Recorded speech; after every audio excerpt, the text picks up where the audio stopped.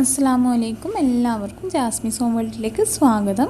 ഇന്ന് ഞാൻ വന്നിട്ടുള്ളത് റെസിപ്പികളായിട്ടൊന്നുമല്ല. ഈ ഒരു വീഡിയോയിലൂടെ ഞാൻ നിങ്ങൾക്ക് പരിചയപ്പെടുത്തുന്നത് വളരെ സിമ്പിളായിട്ട് നമുക്കെങ്ങനെ ബട്ടർ പേപ്പർ വീട്ടിൽ തന്നെ തയ്യാറാക്കിയെടുക്കാമെന്നാണ്. അപ്പോൾ ഒട്ടും വൈകാതെ നമുക്ക് ഈ ഒരു വീഡിയോയിലേക്ക് കടക്കാം. ഞാനിവിടെ A4 ഷീറ്റാണ് ഈ ഒരു ബട്ടർ പേപ്പർ ഉണ്ടാക്കാനായിട്ട് എടുത്തിട്ടുള്ളത്.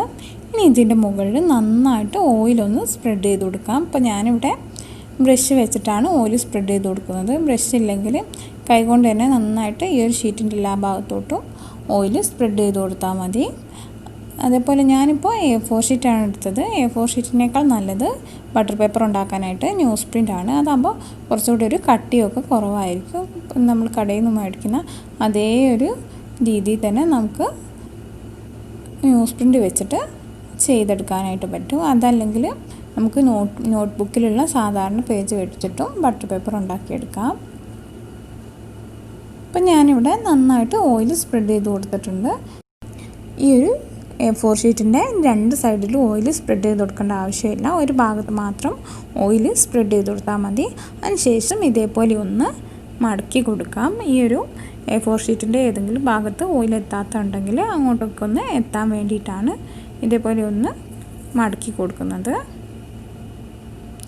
ഇനി നമുക്ക് ഒരു ടിഷ്യൂ പേപ്പർ വെച്ചിട്ട് ഇതിൻ്റെ മുകളിലുള്ള ഈ ഓയിലൊക്കെ നന്നായിട്ടൊന്ന് തുടച്ചു കൊടുക്കാം. ടിഷ്യൂ പേപ്പർ ഇല്ലെങ്കിൽ നല്ലൊരു കോട്ടൻ്റെ തുണി വെച്ചിട്ട് നന്നായിട്ട് തന്നെ തുടച്ചെടുത്താൽ മതി. ഈ ഓയിലൊക്കെ കംപ്ലീറ്റ് നമ്മൾ തുടച്ചെടുക്കണം. ഞാനിവിടെ ഈ ഒരു A4 ഷീറ്റിൻ്റെ രണ്ട് സൈഡിലുള്ള ഓയിലും നന്നായിട്ട് തുടച്ചെടുത്തിട്ടുണ്ട്. ഇനി നമുക്കിത് ഫാനിൻ്റെ ചുവട്ടിൽ വെച്ച് നന്നായിട്ടൊന്ന് കാറ്റ് കൊള്ളിക്കുക. അതല്ലെങ്കിൽ നല്ല കാറ്റുള്ള സ്ഥലമൊക്കെ ആണെങ്കിൽ പുറത്ത് വെച്ചിട്ട് തന്നെ ഒന്ന് കാറ്റ് കൊള്ളിച്ചെടുക്കുക. അപ്പോഴേക്ക് തന്നെ നമ്മുടെ ബട്ടർ പേപ്പർ റെഡിയായി. ഇനി നമുക്ക് ഇതേപോലെ ബാക്കിയുള്ള പേപ്പർ കൂടെ ചെയ്തെടുക്കാം.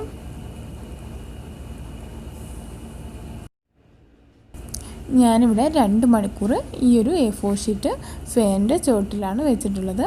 ഇപ്പോൾ നമ്മുടെ ഈ ഒരു A4 ഷീറ്റിൽ ഒട്ടും തന്നെ ഓയിലൊന്നുമില്ല. അപ്പോൾ നമ്മുടെ കടകളിൽ നിന്ന് മേടിക്കുന്ന അതേപോലെ തന്നെ നമുക്ക് ഈ ഒരു ബട്ടർ പേപ്പർ കിട്ടിയിട്ടുണ്ട്. ഇനി നമുക്ക് ആവശ്യമുള്ള സമയത്ത് നമ്മുടെ കേക്ക് ടിന്നിൻ്റെ ആ ഒരു അളവിനനുസരിച്ച് കട്ട് ചെയ്ത് നമുക്ക് യൂസ് ചെയ്യാം.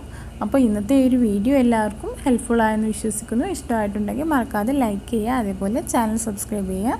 വീണ്ടും മറ്റൊരു വീഡിയോ ആയിട്ട് നമുക്ക് കാണാം. താങ്ക്